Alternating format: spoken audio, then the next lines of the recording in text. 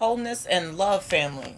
And thank you so much for tuning in to today's episode. Today is March 11th, 2019, and you are on Sis We Need to Talk. I am your host, Tisha Hillman. This is a show that's primarily devoted to the needs of black women and black people in particular, about how the things that we say that we want and our intentions and how those things actually manifest here in the physical. Because I understand that we can have the best intentions in the world, but when those things manifest, are they what we want? And so in learning the lessons that we can learn in life, I am joined by the incredible author, veteran, father, husband, entrepreneur, PhD, master's degree, engineer. Like, when I tell you this man is everything, he is everything. His eyes have seen so much. And so he brings so much wisdom to us today. And I thank him so much. And you are meeting Dr. Fred Sawyer. Thank you. And so, Dr. Sawyer, thank you so much. Thank you for being here. I cannot wait to discuss your book. And folks, if you guys are not familiar with this book, Dr. Sawyer is going to have an opportunity to talk to you about who he is. But remember, you want this book, Black Renegade in White America, A True American Story. Folks, when I tell you, you see these tabs? You see these tabs? Because I actually read this book. Wow. And so Dr. Sawyer brings us so much. And so I don't even want to go into my trending topics or anything, because my goal today is to hear from Dr. Sawyer and to receive the lessons from our elders. And before the show, I was telling Dr. Sawyer that there's and all of the time and all of the life that he's lived, his eyes, I'm sure, have seen so much.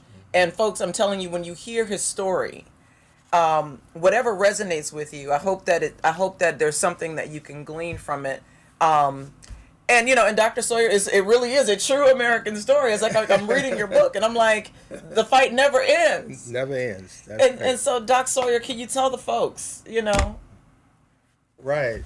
Well, let me tell you, I was born and raised in Norfolk, Virginia, and I attended Booker T. Washington High School in Norfolk during the 1950s, during segregation in the South. Once I finished high school, I went to Virginia State University. That's in Petersburg. And when I went to that school, I went to the school on a football scholarship, and I majored in physics.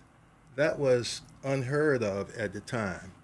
Now, what year were we talking about, Doc Sawyer? So that we're people talking can about, kind of understand. We're talking about the late 50s, early 60s. Like, I graduated from Virginia State roughly about 1962. But while I was at the school, I majored in physics, and I was a straight A student most of the semesters while I was there. I also was a pretty good football player, and I made all-conference CIAA for 3 years, and I was inducted into the Virginia State Sports Hall of Fame. Wow. I also was inducted into... Legendary, folks. Legendary. I was inducted into the Hampton Roads African American Sports Hall of Fame. That's in Tidewater. Now, Bruce Smith, who played with the Redskins, and Julius Ervin, who played with the Norfolk Squires and went on with the Philadelphia 76. Those guys are in that Hall of Fame. Right now, I'm a small businessman, and I'm also a retired colonel. And while I was on active duty, like in my book, I was sort of a tough guy, and I was an airborne ranger, and I went to Vietnam on two tours, combat tours. Now, I have 12 patents, U.S. patents, and 2 Canadian patents. And by the way, my educational background is that I have 3 master's degrees and 1 PhD, and I concentrated in electrical engineering and also queuing theory. That's applied mathematics. And what is that? Queuing theory. That's Queuing? where, yeah, Oh, queuing okay. theory. You've been in banks and you've been in waiting lines in stores. It's all Ah. about that. Adding some more services to it to lessen the lines. But I was more involved with data, you know, communications, that sort of thing, bottlenecks, and so that's my background. So I mean, there's so many questions that I have, and so I want the people to really understand why you're here today. And again, just even in that brief synopsis that you gave us, there's so many things that I want to know, that I think that are helpful for the people that may be listening now or viewing this now or may view it in the future. Right. You mentioned growing up in Virginia, and I know in reading from your book, you grew up in a time where Virginia was still segregated. That's and right. and so you know that the movie that came out recently, I think it's called the Green Book. I haven't. Yeah, go ahead. I Okay, haven't- so yeah, so and I think about that like, when the movie first came out. I thought about that, and I was thinking about how we hear these stories. Those of us who've never actually witnessed these things, we hear stories about blacks in the South Right. having to basically have each other as a GPS system. sure, right. So, and I'm so fascinated by that. Like, tell me what was life like at that time, through traversing through that and having to just rely on each other as a GPS. Yeah, that's right. In my neighborhood, we weren't dirt poor, but there were a lot of people who were dirt poor. They didn't realize they were that poor because they had nothing else. But in my neighborhood, there were people who were close. People didn't have professional jobs. They mostly were welders, they were sharecroppers, that sort of thing, pick cotton. But we were close. There was no infighting, there was no guns, no drugs, that sort of thing. We fought just about every day, but 3 days from that, we were still friends again. So that's the kind of environment that I grew up in. The high schools were nice, the grammar schools were good, and teachers were really dedicated to teaching the students. And most students gained from that. Only when we had desegregation that we had those problems, say, in the South. But as I stated You before, said, I'm sorry, you said desegregation? Desegregation. That's when the problem started? that's when the problem started. But during that particular time, we had our families. The fathers were there, the mothers were there. We didn't have much, but that was the community that I grew up in. And I'm just, do you recall, like, a distinct change? Like, sometimes I think about things and I'm like, when did this change? Like, it happened so quickly Yeah. that you don't even realize that things have changed. Right. So when did it change from that environment that you described to, Yeah. Well. Even when I went to college, there was still segregation in the South, pure segregation. I mean, like in Virginia State, it was located in Petersburg, Virginia, but we couldn't go off campus. We couldn't go into Chesterfield, right next to Virginia State.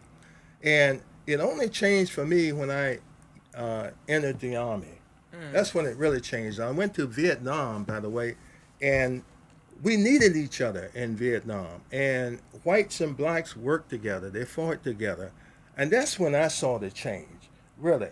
And, for example, when I went into the Army, I didn't have the promotions that I wanted. I didn't have the jobs that I wanted. Only when I went to Vietnam, where white and blacks were fighting the war together, did the opportunities explode.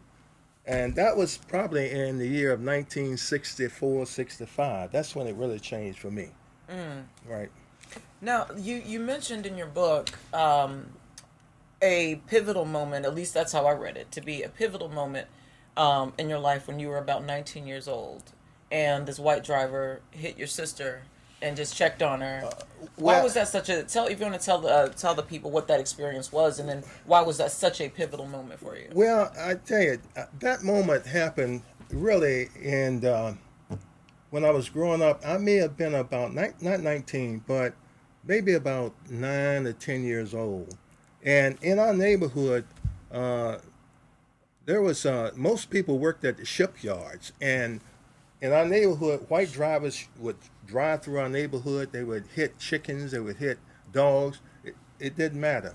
But one day, a white driver drove through my neighborhood, and the driver hit my sister, and she was knocked down. Everybody was upset. The white driver just paused for a few minutes and started driving on. He only wanted to see whether my sister was dead or alive. That's when I realized that we have white privilege, white bias, and that changed my life about looking at things, looking at the white community, and looking at America as a whole. And so, how would you say it actually changed your perception? Like, what was your perception before, and then how did that situation Right. alter it? Well, growing up, we had our friends in the neighborhood, and I always, communicated with my friends in the neighborhood, and there were also Jewish families in our neighborhood, and we played together. We rode bikes together, that sort of thing, and the Jewish families were nice. They owned the grocery stores and that sort of thing, and we played with their kids. And I had no idea what it meant to be white or to be black. I was colorblind. But when that incident happened to my sister, that's when things started changing. I started realizing that, well, I'm not as good as some of the other people, some of the whites. And that changed my life. So, is it fair to say that it kind of gave you an awareness that you didn't have before? Sure did. And I maintained that awareness from that day on. And I started looking at how the people in the black neighborhood were brought up and how they were treated versus people on the other side. How they were treated, what things they had. And one other thing, in my black community, we didn't have paved roads, paved streets, even sidewalks. And on a white community, when I grew up and I became 9 or 10, 11 years old, I could walk through the white community briefly. I could see things that they had versus what we didn't have. So I started looking at those kind of things. Okay.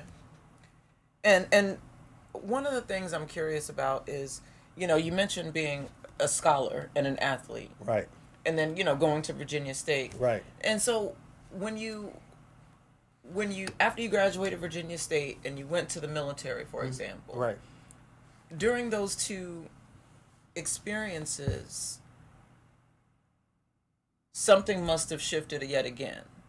You know what I mean? Because I'm thinking when you know what I mean? Because to now become aware of these differences and then to decide to go and serve in the armed forces, what made you make that decision, even knowing, the awareness that you would be treated differently? Well, once I left Virginia State University, at that particular time, blacks could only teach school, probably work in the post office, but they couldn't work in corporate America. At that time, I had to decide what was I going to do. I had a good degree, I was a good student, but I knew I couldn't work in corporate America. So I said, well, maybe I should go into the government and be an officer in the Army. That's where the opportunities were. So I decided to go into the Army. But one of the things that guided me in 1967, I read Patches by Dr. King. And this passage guided my life. And I think it's in the book. It's on page 116. And it's short, but I want to just read this to the audience. It says that, and when you discover what you will be in life, set out to do it as if God Almighty calls you at this particular moment in history to do it. Don't just set out to do a good job.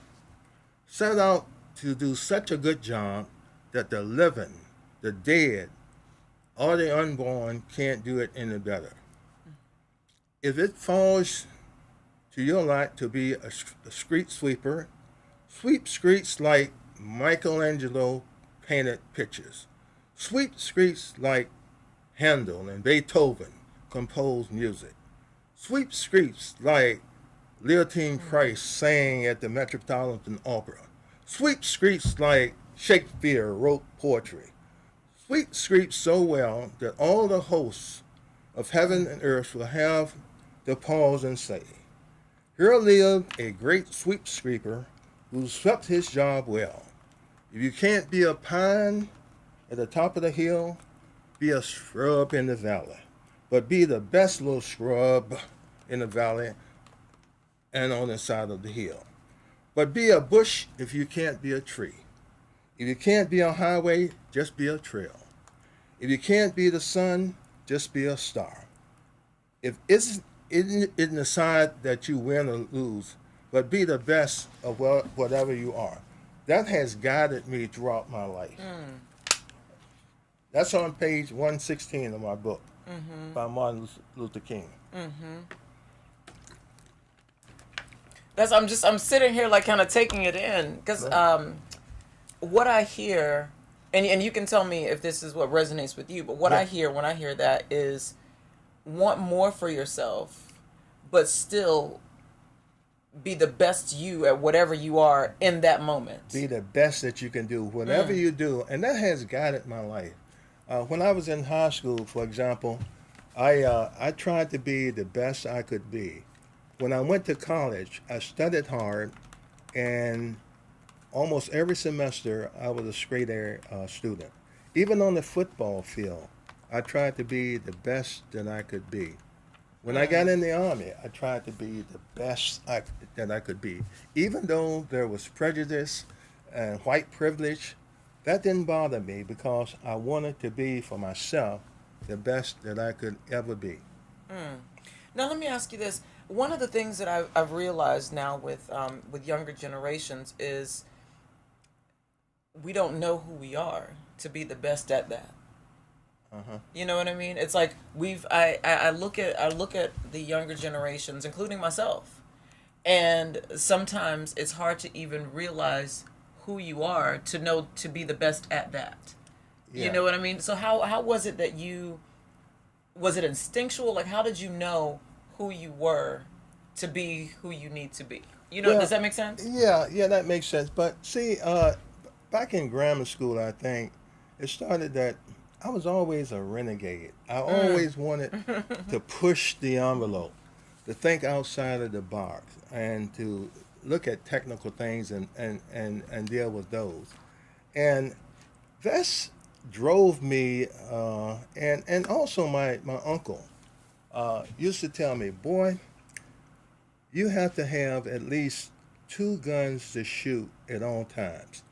That is, you must have at least 2 professional things that you can do at all times. Then you can be independent, you can take risks, then you can be a renegade, a true renegade.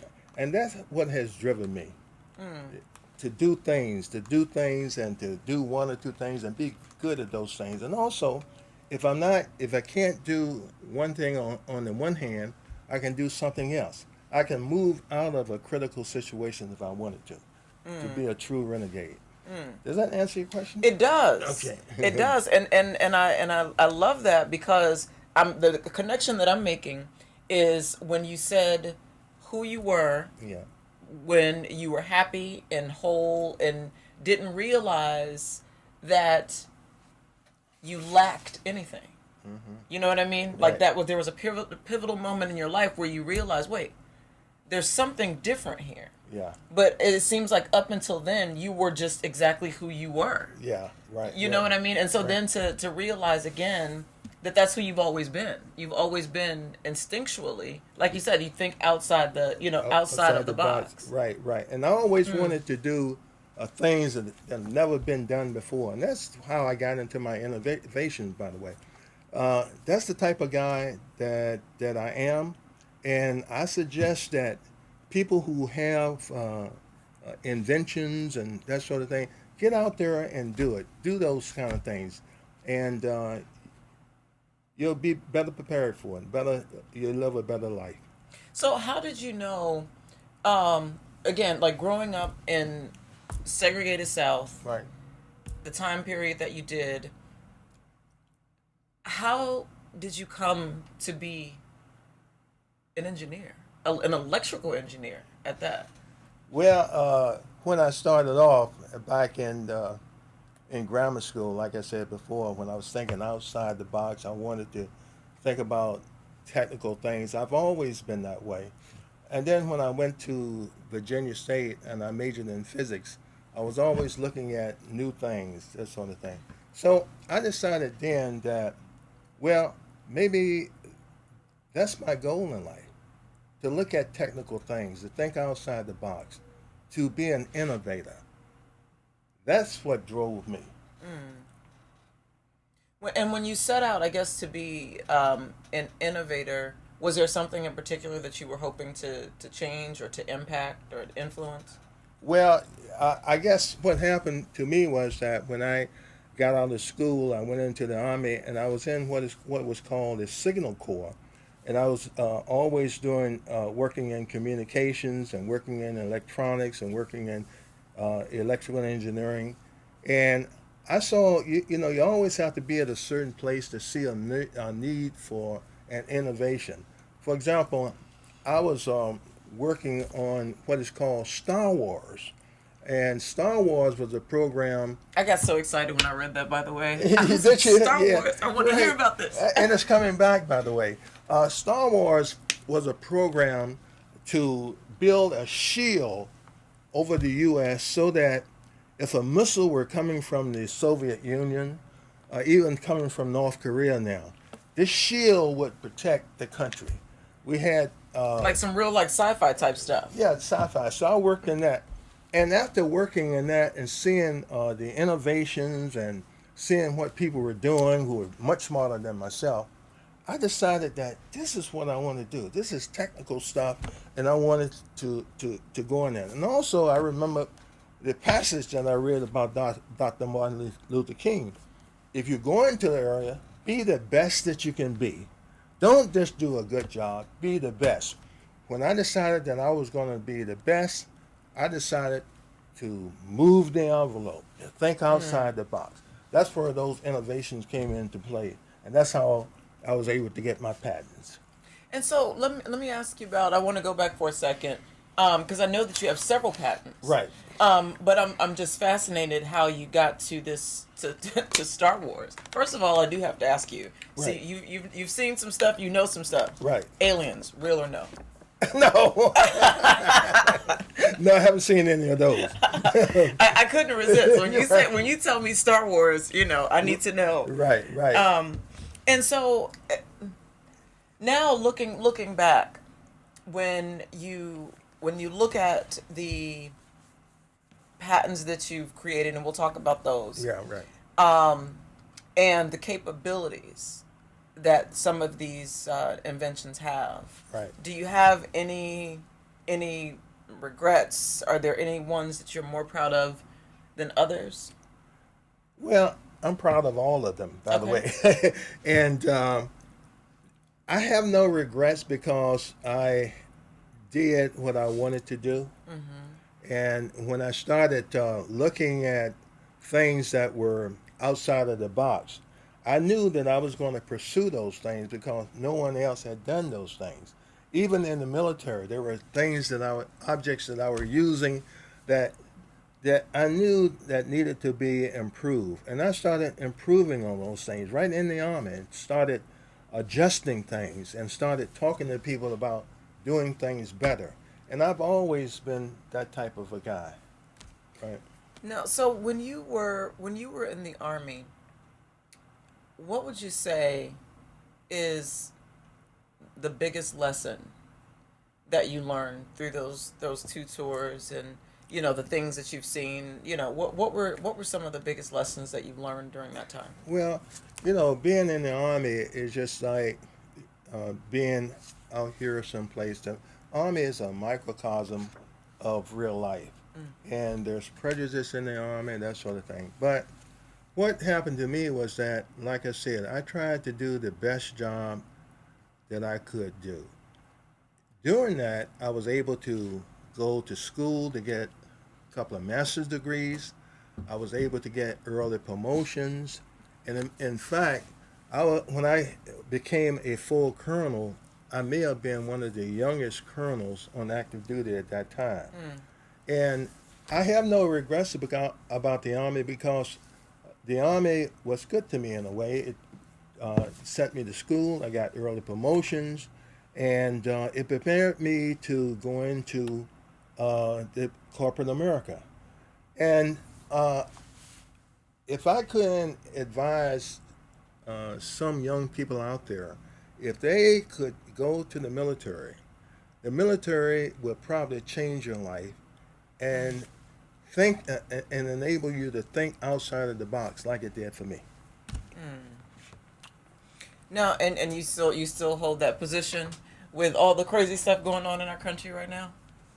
Well, I tell you, not really. And I think that things could be better. I think things have changed, and it looks like to me that things have come full circle.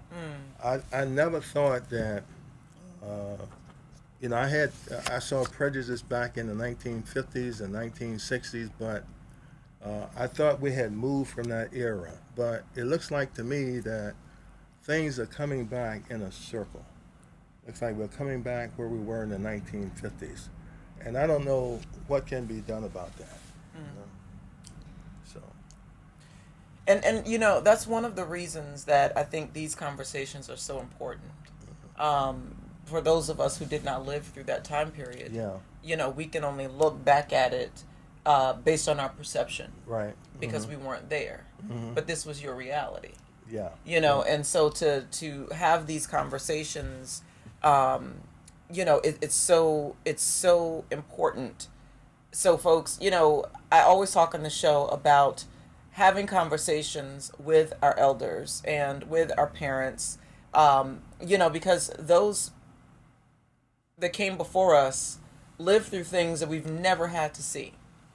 But if they do come full circle, and life always does, when they come full circle, how do we prepare for it if we weren't there, we didn't see it, right, and we don't know the stories to know how to deal with it, and on how to adjust, like you said, like you right. see something that's not right, but you want to, or not even using judgment words, you see something that could be better, right, it could be transformed into something different. How do we know if we've never seen it before? Right. Because like the saying, they said you don't know what you don't know. I think about, I was telling my friend the other day, I was thinking about it in this regard.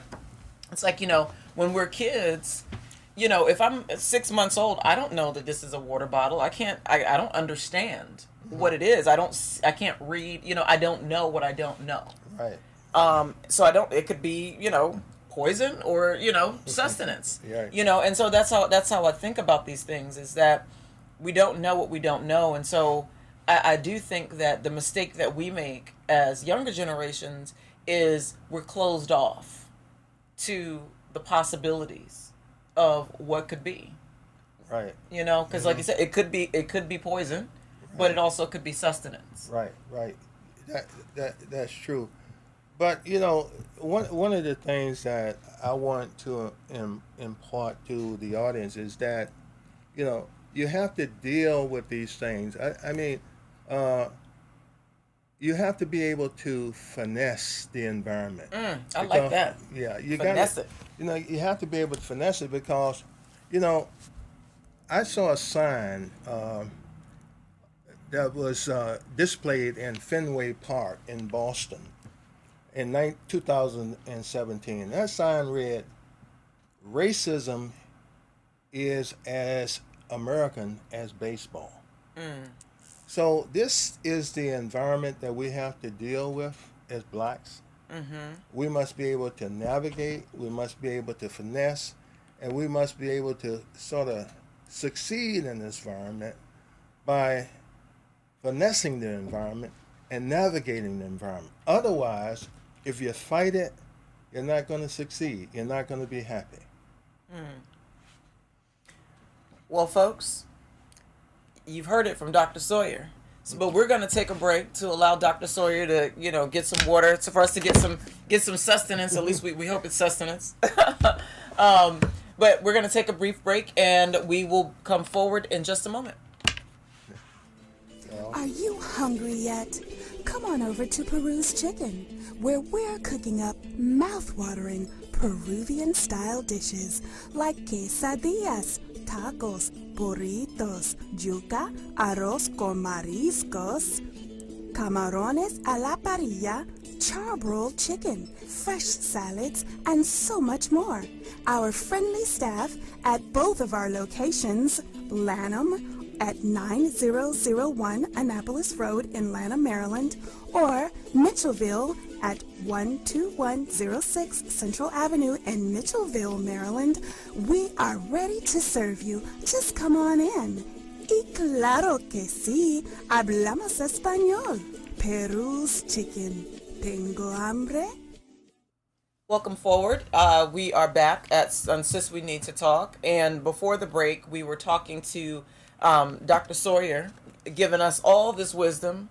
But before we move on to our next part of the segment with Dr. Sawyer, wanted to remind you folks that this segment is brought to you by LEAP, which stands for Legal Equity and Power. If you are unable to afford traditional legal rates for attorneys, there is a group of unaffiliated attorneys who have decided that they want to help the community. And if you find yourself in a position that you need help, be sure to call LEAP.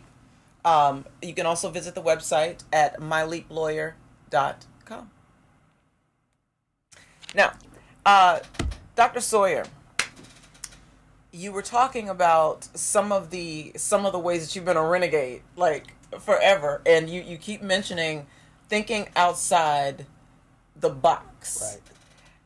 How do you know when you're thinking outside the box? How do you know that your thinking is now unlimited as opposed to, something that's been constructed for you? Right. Even let me tell you about in high school when I was with my friends, and there were always things that we wanted to do, and even if we were putting together model airplanes with glue and wood and that sort of thing, I was always the type of guy who would say, let's put an engine, some type of motor on that plane. Or if we were riding on our bikes and we didn't have much money, I would say, well, why can't we tie a rope to this bike and tie the other end to a truck to make it go faster? There were railroad cars in Norfolk at the time. I would tell our friends, why can't we somehow figure out a way to go just as fast as those cars? And we would take our bikes, hold on to the cars, trains, and ride faster. That sort of thing. So I was always thinking about things like that. And that's where I became a renegade, because I was thinking about these things. I wasn't like everybody else. I wanted to think really far outside the box and push the envelope. And that's the renegade in me.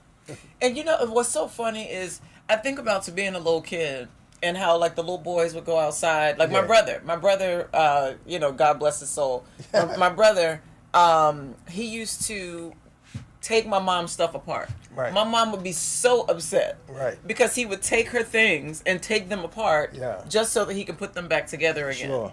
Or he would do things like that. And that's the kind of guy I was. Exactly. Yeah, right. And I'm like, we don't even realize. We think, and it's so funny, perception is such an amazing thing. Yeah. Because we can look at it as he's destroying this thing. Right. But in his little mind, he was thinking, no, I'm making it better. Right. And that's amazing to me. Sometimes I think we can kill the spirit in our children because we think that they're, we misinterpret what they're doing. Right. Well, my mother had, it was a washing machine, and my mother would, the washing machine had a wringer, and you couldn't really wash clothes that well. You had to have your hands inside the washing machine to wash them, that sort of thing. And then the wringer didn't work that well. So what I decided to do was, well, maybe I can put a motor on this wringer. So I took... Wait, how old were you? Oh, I was about 10 or 11. something like that. Wow. That's right. And at So 10 years old, you knew. That's right. My Wow. grandfather, in fact, was very good at motors, taking motors apart. He was always working on grass cutters and that sort of thing. So I knew a lot about motors from him. And I would get these small motors and actually tie them up to a washing machine and make the wringer run automatically. I could Wow. do that at 10 or 11 years old. So you really were like a child genius. Well, I could do a lot of things at that time. I would venture to say that would make you a child genius if you can do a lot of things other than pick your nose and color. Yeah, I learned from my grandfather and also my uncle, who was brilliant, really, and he was the one who told me, hey, you got to have 2 or 3 things that you can do at all times so that you can really be a renegade, so that you can think outside the box, to be independent, to take risks. And that's the story of my life. That's one of the reasons why when I went into the Army, I would always take risks because I had 2 or 3 things that I could do. If I failed in one, I could go and do the other. And that's what I would impart to anyone who's coming up these days. Have 2 or 3 things that you can do. Leave a situation that's horrible for you and go and do something else. And that's a good part, Doc, that you said leave what's not good for you. Now, that's something I think that is so difficult for us, at least in this day and age. Because, like, for me, I grew up in the 80s. They called us the microwave generation. I think that's for other reasons. But, the whole thing is wanting things quickly and not wanting to wait for a result. Right. And so I do see that something that's happened, to a lot of us along the way is because we want this immediate gratification. We don't take the time to develop the skills to become renegades. You know what I mean? Because it really takes it seems like it takes a concentrated effort on what it is that you're good at. But how do you know what you're good at if you never actually sit down to try to be good at anything? Well, that's true. I think it takes take a certain mindset. For example, I didn't know when I went to Virginia State University, I didn't know I was going to be a straight A student. That's on it.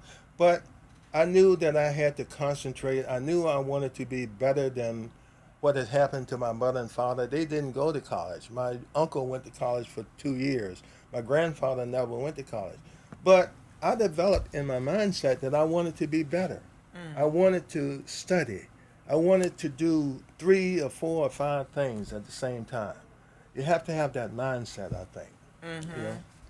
That's like, I think that's so amazing when you meet people that have a sort of a mental dexterity, if you will, like this ability to kind of, like you said, to mold yourself into whatever it is you need to be, and not being afraid to do that. And Definitely. so I appreciate you sharing that, because I do think that a lot of us have developed fears to our own potential greatness. Yes. We're afraid of our own internal. We're afraid of our greatness because, like, you think about when we were kids, we would play these games by ourselves and develop, our mental capacities and things like that. People would say, "Oh, that's weird. That's different." You know what I mean? Because it was weird for other people because they thought like everybody else. Sure. But it's I would venture to say that it is those weirdos. Those people that don't think like everybody else, that become that aren't afraid to take chances, aren't afraid to look crazy, aren't afraid to look foolish, aren't afraid to fall. Right. Because you don't know if you can fly if you never take the chance. Right.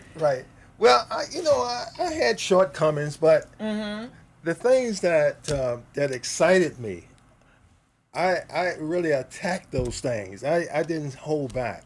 But there are things like when I was coming up in high school and that sort of thing, I was sort of, I was slowing away because I only did certain things. I didn't go out and have a lot of fun when I was in high school. And even when I was in college, I was always concentrating on my work, on my football, and on other things. And I needed a more balanced life than I had in college or high school, but I didn't have that. I was sort of a weirdo, but I concentrated on those things, and really it turned out the way I wanted to turn out. I wanted to be someone who could do things that other people couldn't do, and it turned out that way, you know. That's amazing. And so when you decided to be an entrepreneur after the military, Right. what changed in you from, okay, this is an experience that is, helped me to grow, but now I'm beyond that. Now I want to do something else. What made you decide to go from, colonel, you've made your way up the ranks, Right, to now saying, forget a guaranteed paycheck and benefits. yeah. I'm going to be an entrepreneur. Well, yeah. When I left the military, I was on the verge of really making general because I had done well in the military, and like I said, I was working in this area for Star Wars, and at the time there were big companies who were vying, who wanted contracts, big contracts, to do the work for the government on Star Wars. So GE Aerospace hired me from the military. That's why I left. I went into corporate America. And when I did that, I found that, there's good work to be done out there, but there's also a lot of prejudice. Mm-hmm. And this was in 1990. Corporate America, racial prejudice was omnipresent every place. Mm-hmm. And in that program, I was the only black who really worked the program. There were no other engineers other than myself. I used to give briefings in big conference halls, and I would be the only black in there. And so after going through that for a period of time, I decided, well, maybe I don't have to do this. I can do it myself. I can go out with all of this training and experience and be a businessman myself. So that was the turning point. That's when I decided I was going to leave corporate America and go out and do the things that I wanted to do on my own terms. And by the way, I had enough money. I had a savings account that would afford that, and also I was getting paid a pension, so I could make that move, and that's what I did. I wanted to be an entrepreneur, and I wanted to do things my own way, and I made the move. And so when you decided, I'm gonna be on my Frank Sinatra and do it my way, what made you say? First of all, what was your first patent? Well, my first patent was in what is called radio frequency identification technology.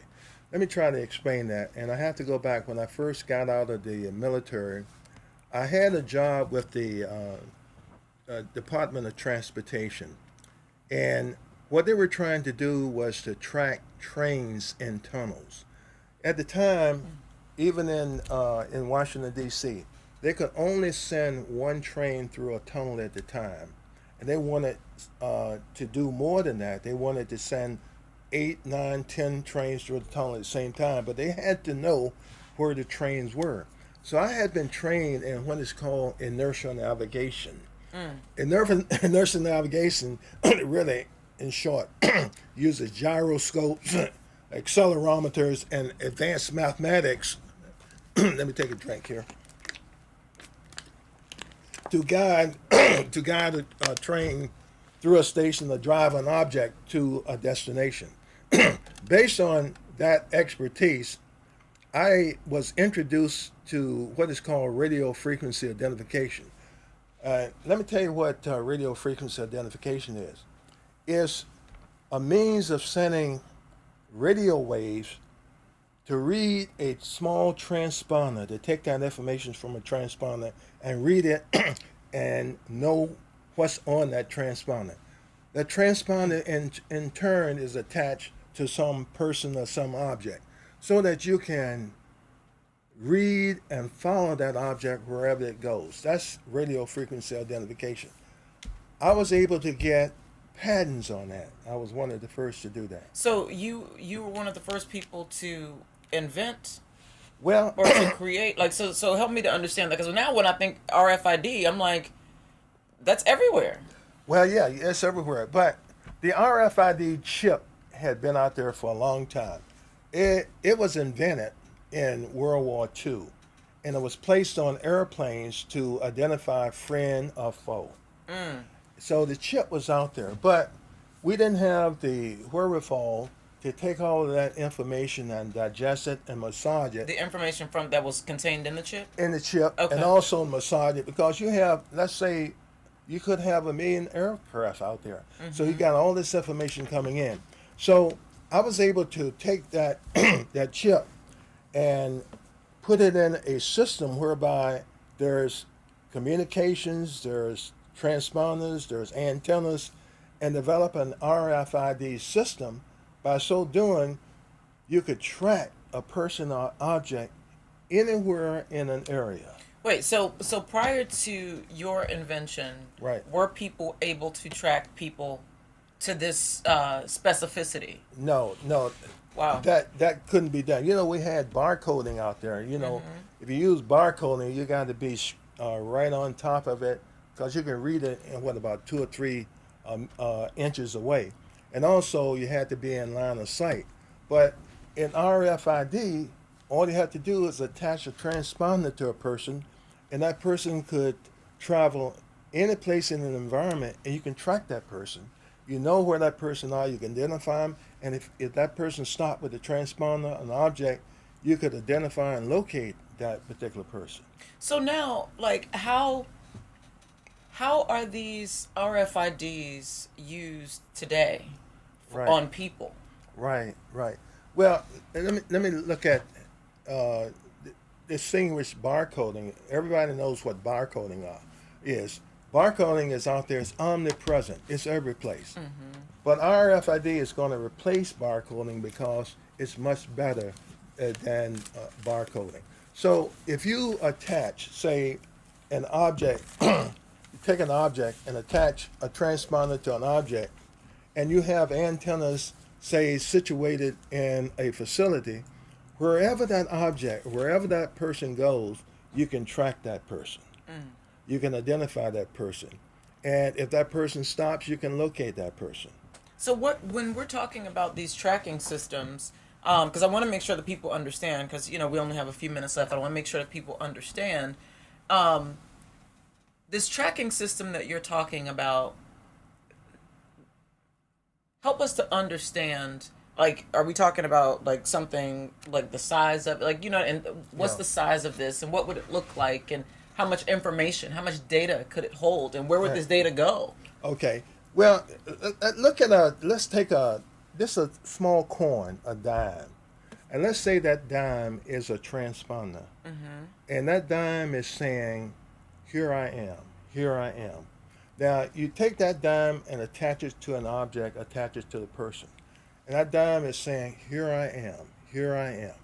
Now, if you have the antennas and the readers and the communications set up, when that dime says, where I am, here I am, that reader will pick it up. And the antenna will pick it up. And it will track you, and it will identify you. And the information that's on that tag is very simple. It's a number, a hexadecimal number. When that number is read, that information goes into a database, and that's where the processing takes place. There's a database of that particular number attached to that particular object, so you can identify that particular object based on the number that you get from that transponder. Let me tell you a story about story about the Department of Defense. The Department of Defense is using my technology now because back in World War II, the German army invaded Russia back in 1941, I think it was. And when they invaded the Soviet Union, it was in the wintertime. And when they reached the city of Leningrad, the German army found out that they didn't have their winter clothes and equipment. And a lot of soldiers froze to death. The equipment was in the supply chain, but it was not tracked. So the Department of Defense, our Department of Defense, is using my technology and Wow. infringing on my patents because they're using it to track things in the supply system in Wow. real time. So what? I can't even imagine. Like because I understand what you're talking about. Yeah. Even though I'm not like a patent attorney, I can understand what patent infringement actually means. Right. So what's happening with this? Well, let me give you another example, and that is that when you go to Disneyland, for example, you're giving a bracelet. And that bracelet contains a small RFID chip. When you're giving that bracelet, wherever you go in the park, let's say you enter the park, that bracelet, you're being tracked by an RFID system. If you go from venue to venue, that system is tracking you. If your kid gets lost in Disneyland, that system will identify and track and locate that kid. So it's almost like like when we have to microchip our kids. I mean, our kids. Ooh.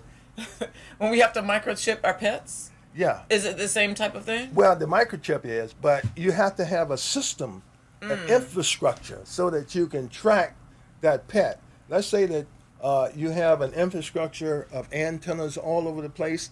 If that pet goes from one antenna to the next, that's tracking that pet. So you identify him wherever he is under that particular antenna. So that's RFID. All the stores are using it now, like Macy's, Zara. Let me see, who else is using it? The Department of Defense. Just about everybody's using it now because it's replacing barcoding. It's much better. So when did you, if you can just help the people to understand really quickly, when did you find out that these patents were being infringed upon, and how can the audience help in this fight? Because if you're saying that you've created something that is that massive, Right. that it's now omnipresent, Right. and yet you are not getting credit for it, Right. someone else has stolen what you've created Exactly. and is benefiting from it and leaving you with nothing. That's right. Well, let me quickly Wow. let me tell you a story about the inventor of the windshield wipers, intermittent windshield wipers. This was a professor who invented the windshield wipers back in the 1960s.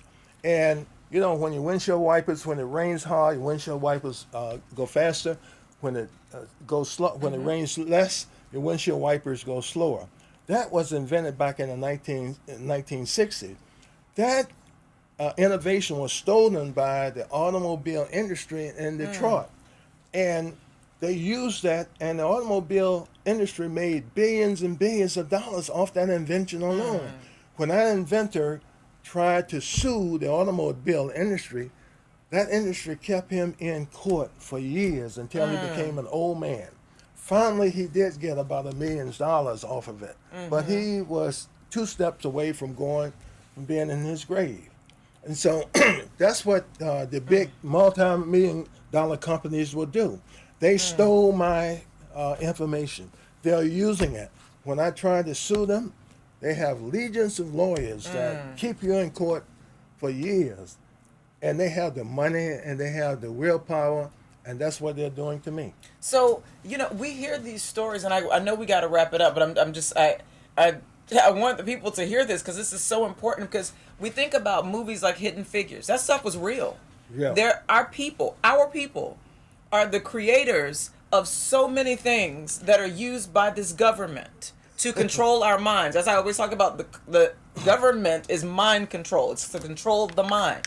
And so my thing is, if our government is using technology that was created by our people and using it to control our minds, what can we do? How can we help you in this fight? What can we do to bring attention to this issue? Well, one brother called in on another radio show and said, I'm sick and tired of hearing these multi-million-dollar companies stealing technology from small business guys, especially their brothers. He said, well, we have a lot of economic power. The courts are not helping. Let's have a movement. Let's sue Coca-Cola. Let's sue Business World. Because we have this power, we can achieve some type of, for the blacks as a whole, we can achieve some justice.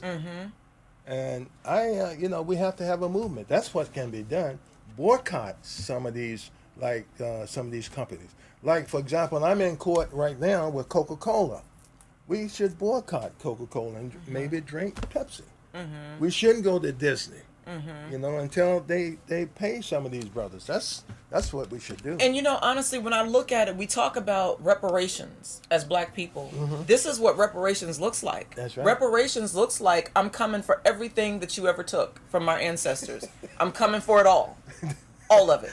That's what reparations looks like, folks. Because if we're waiting on the government that's all about mind control to give us anything, we're going to be waiting for a long time. Like you said, the man almost in your grave. That's right. You're going to be waiting forever if you're depending on external forces like the government, who has no interest in you being free, no interest in our reparations. We got to take our reparations. That's right. They're not going to give us reparations. You're not going to be helped by Congress. The court system, in fact, appears to be stacked against black people. What else can we do but boycott? Let's have a movement. And I agree with that, because I understand as boycott, you're actually, because, and you know this. Right.